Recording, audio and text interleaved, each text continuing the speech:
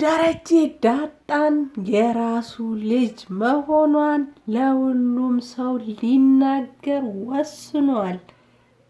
የዳጣና የደረጀ ደስታ ሁላችንም ላይ የሚገባ ደስታቸውን በጣም ወደር አቶ ነበረ። ምክንያቱም ተላምደዋል።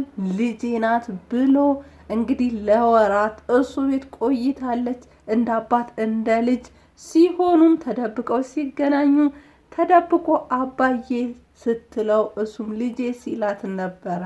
እናም ያ ነገር እውነታውን በትክክል አረጋግጦ ለሌሎች ሰዎችም ልጄ ናት ለማለት እርግጠኛ ሆኖ ወረቀት ሳይንሳዊ ምርመራ ያስፈልጋል ብሎ አስቦ ነበረና እናም እሷም እስከ መቼ ድረስ ነው ደረጀ እያልኩህ የምኖረው? እንደ ልጆችህ ለምንድን ነው አባዬ ማልለው? እናቴስ ለምን አታስተዋውቀኝም? አንተም ቢሆን እኔ አንድ ቀን እንሞታለን። ቀድመህኝ ብትሞት እኮ እኔ ቤተሰብ የለኝም ማለት ነው። እኔም ብሞት እናቴ ሳላውቅ አንተም አባቴ ሳልልህ እሞታለሁ ማለት ነው። ይጸጽትሃል። እናም ንገረኝ ስትለው ነበረ። በስተመጨረሻም ግን ደረጀ የመጣው ይምጣ ያለ ይመስላል። ምክንያቱም ለሁሉም እናገራለሁ፣ ልጄ መሆንሽን ማወቅ አለብኝ፣ ዲኤንኤ ምርመራ ማድረግ አለብኝ ብሏት ተመርምረው ነበረ።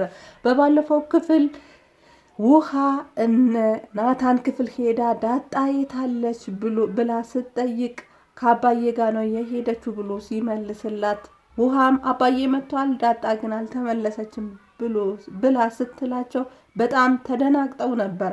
ምክንያቱም ዲኤንኤ ከተመረመሩ በኋላ ምናልባት አባቴ ባይሆንስ ቤተሰቦቼ ድጋሚ እነሱ ባይሆኑስ ሌላ ቤተሰብ እፈልጋለሁ፣ ሌላ ህይወት፣ ሌላ እንደ መጀመሪያ እሆናለሁ ብላ አስባ ስለነበረ በጣም ተጨናንቃ ነበረ። እናም የውስጧን ለማንም ማውራት አትችልም። ምክንያቱም የተደበቀ ሚስጥር ስለሆነ ለማንም ሼር አድርጋ አውርታ የሚቀልላት ነገር አይደለም። ብቻዋን ነበረ የተሸከመችው። እናም እነሱ ቢጠይቋትም ከማልቀስ ውጪ ምንም ስላለፈው ህይወቷም ስለ ዲኤንኤ ምርመራ ምንም ያወራቻቸው ነገር ስላልነበረ ጨንቋቸው ነበረ።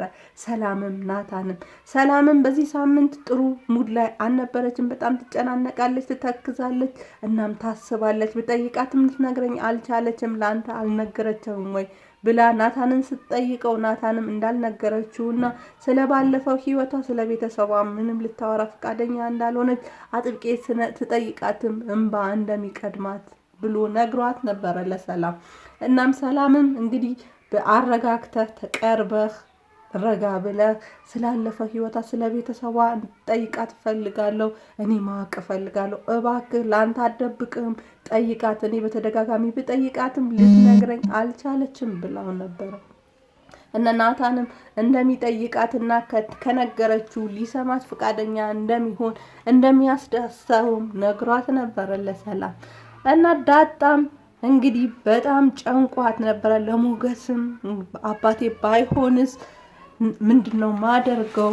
እናም ይሄን ያክል ለምጄዋለሁ፣ አባቴ ነው ብዬ ይሄን ያክል ኖሬያለሁኝ፣ ምንድነው መሆነው ብላ ስትነግረው ሞገስ እንግዲህ እኛ የፈጠረን እግዚአብሔር ነው፣ እኛ የምንችለውን ነገር ነው የምናደርገው፣ ከኛ አቅም በላይ ያልሆነው ግን ለፈጣሪ መስጠት ነው ያለብን።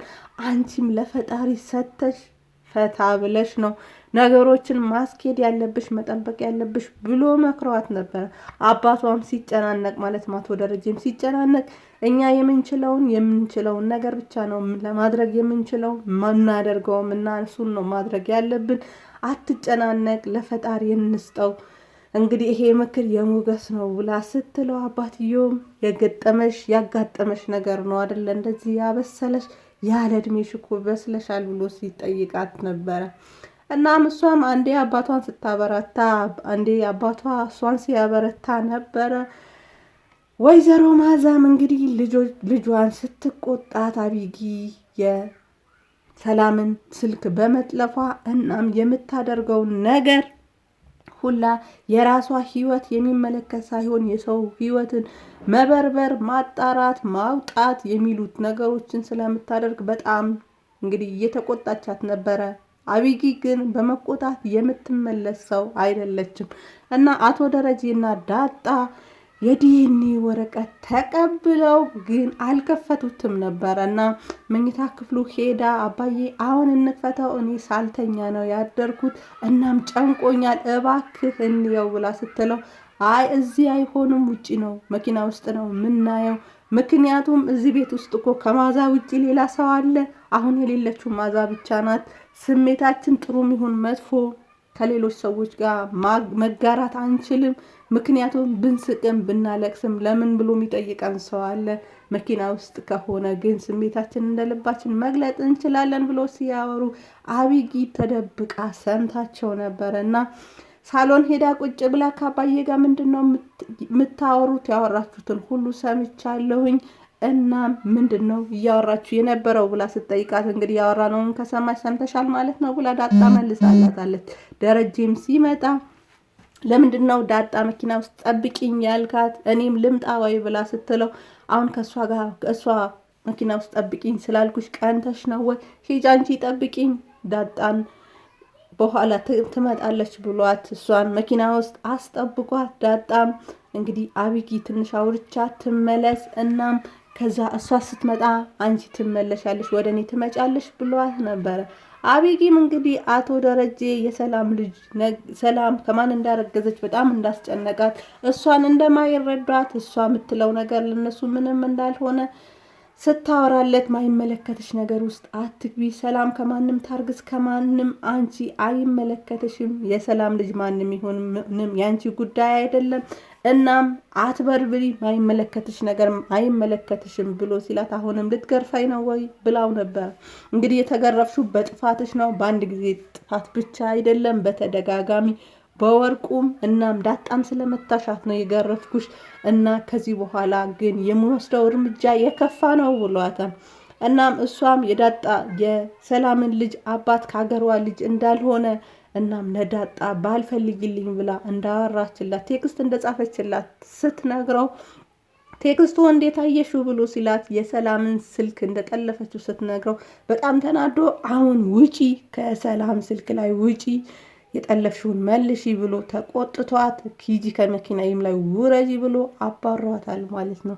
እንግዲህ በስተመጨረሻም ዳጣን ወደ መኪናው ጠርቶ ወረቀቱ መክፈት አቅቶት ሲንቀጠቀጥ ዳጣ አምጣው በቃ አንዴ ተመርምረናል ማየት አለብን ብላ እንግዲህ ከፍታ ወረቀቱ ሲያነባው ዳጣና ደረጀ አባትና ልጅ ሆነዋል ማለት ነው።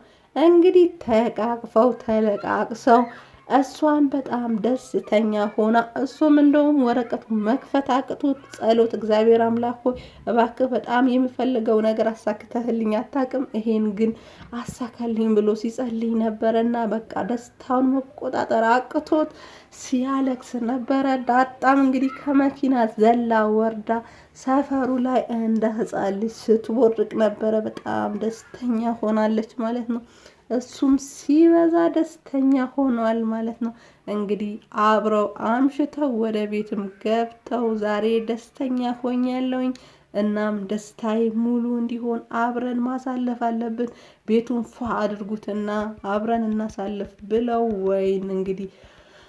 ወይን ቀጥተው ደስታቸውን አጣጥመዋል ማለት ነው። አብረውም ሲጨፍሩ ሲዝናኑ ቆይተው በስተመጨረሻም አቶ ደረጀ ደስተኛ ያደረገኝን ነገር ልንገራችሁ ብሎ እንግዲህ ስለ ዳጣ ለቤተሰቦቹ ተናግረዋል ማለት ነው። እንግዲህ ሙሉ በሙሉ አልተናገረም ልጄ ብሎ ነው ድራማው ያለቀው። እንግዲህ ይናገራል ብዬ አስባለሁ። ምክንያቱም ስላንቺ ሁሉም ሰው ማወቅ አለበት እና የሚመጣውም ነገር መጋፈጥ እንዳለበት የወሰነ ይመስላል። ወስኖም ነው ዲኤንኤ ያስመረመረው። እናም በባለፈው ሰላም ያረገዘችው ልጅ ምትኬ ነው ምላት ብላ ነካ አድርጋው ነበረ። ምክንያቱም ከዚህ በፊት የወለደቻትን ልጇ አውጥተው ጥለውባት ነበረ እና በተጣለችው ልጇ ምትክ እንዳረገዘች አይነት ነገር ስትነግረው ዘሎ ወጥቶ ነበረ እና እሷንም ልጇን አግኝቶ ማስደሰት የሚፈልግ ይመስለኛል። እንግዲህ አብራችሁኝ ስለነበራችሁ ከልብ ከልብ አመሰግናለሁ። ቀጣዩ ክፍል አብረን የምናይ ይሆናል። መልካም ጊዜ መልካም ቆይታ ተመኘው። ባባይ